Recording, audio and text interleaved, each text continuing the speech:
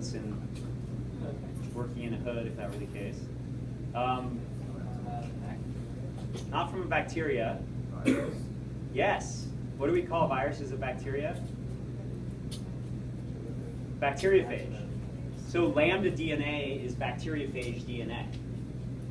So how might it be beneficial to a bacteria to have enzymes that recognize and chop up DNA from a bacteriophage?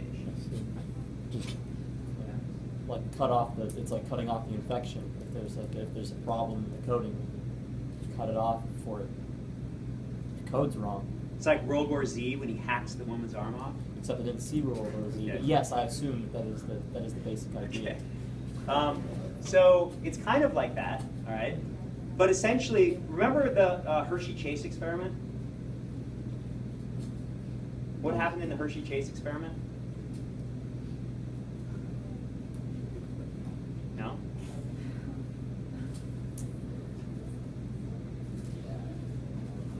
Yes?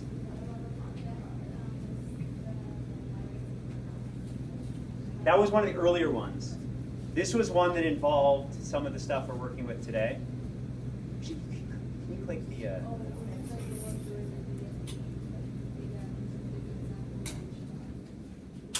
Sort of. Do you remember how we took bacteriophages and we labeled the DNA or the protein with radioactivity? Remember that one? Sulfur for the protein, phosphorus for the DNA, and then tracked to see where the radioactivity went? So what we were doing then is we were radioactively labeling bacteriophage DNA because we wanted to see when a bacteriophage infects a bacteria, is it passing on its information in the protein language or in the DNA language? And we discovered very conclusively that it was passing it on in the DNA language. So bacteria make these enzymes that chop up foreign DNA.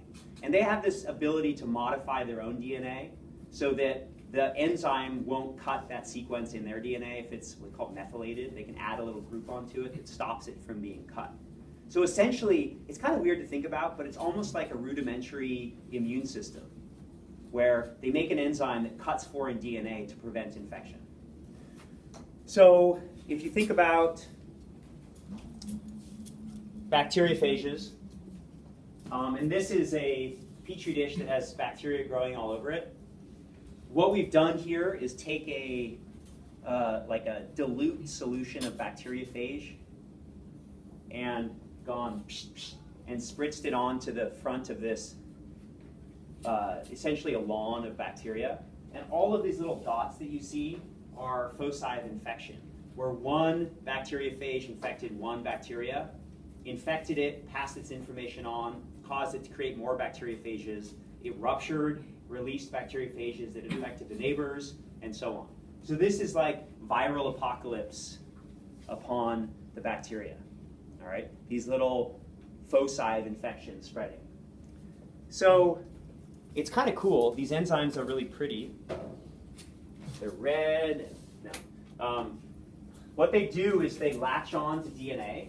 And remember, this is protein, those alpha helices and the beta sheets. This is your DNA double helix. And the restriction enzymes only recognize a particular sequence. So they bind, and then they actually break the phosphate sugar backbone on both strands of the DNA and release two pieces of DNA from one. So they literally, at a molecular level, go in and chop up DNA. So this is BAMH1. And they're typically named after the named after the bacteria they're isolated from, and then numbered sort of which one of the ones they discovered it was. So like EcoR1 is the first one, EcoR2 is the second, and so on. So BAMH1 cuts this thing we call a pseudo-palindromic sequence. And you guys have probably all heard the word palindrome. What's a palindrome? Yeah, it's a word that's the same forwards and backwards, right? So we call these pseudo-palindromic because they're not the same backwards and forwards, but they're the same going in both directions on the opposite strands of DNA. So GGATCC going the other direction would be GGATCC. So it's not really a palindrome, but it's kind of like a palindrome. You guys see that? So see if you can find some of that recognition sequence on this strand for BAMH1. And I think there's more than one. I inadvertently created more than one.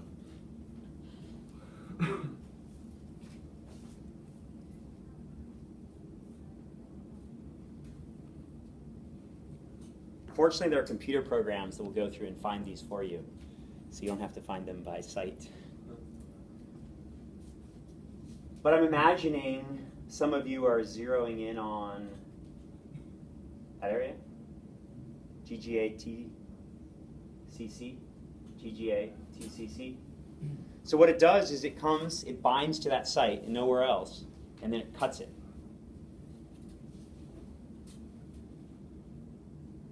So, are you guys impressed? Maybe, maybe not.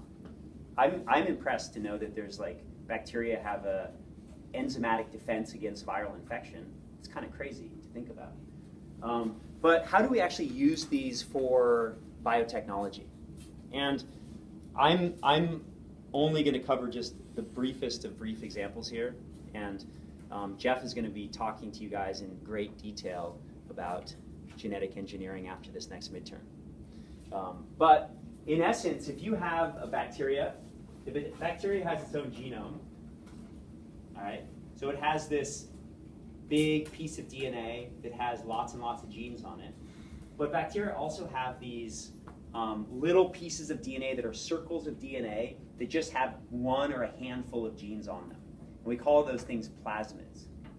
And one of the really cool things about restriction enzymes is that you can use restriction enzymes to basically cut open these little plasmids of DNA that are in a bacteria and splice into it whatever gene you want.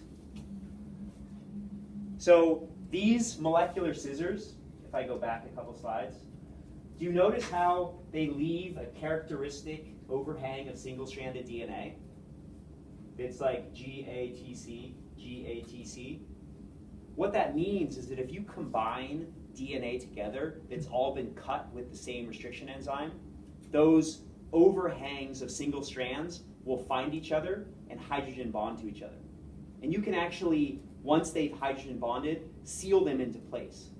So the coolest thing about these molecular scissors, these restriction enzymes, is that you can come in, cut your plasmid with one type of scissor, cut your gene on both ends with that same type of scissor, and then you can insert that gene right into the plasmid.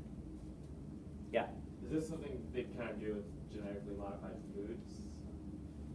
Yes. I mean, there are other approaches that people use to do this sort of thing, but yeah, to move genes around, you can do it pretty simply with using restriction enzymes. Okay. Yeah. And the cool thing we'll learn later on Wednesday is that because the code that the DNA is decoded by to figure out the protein is universal, and every organism uses the same code, if you splice a human gene into bacteria, the bacteria makes the human protein.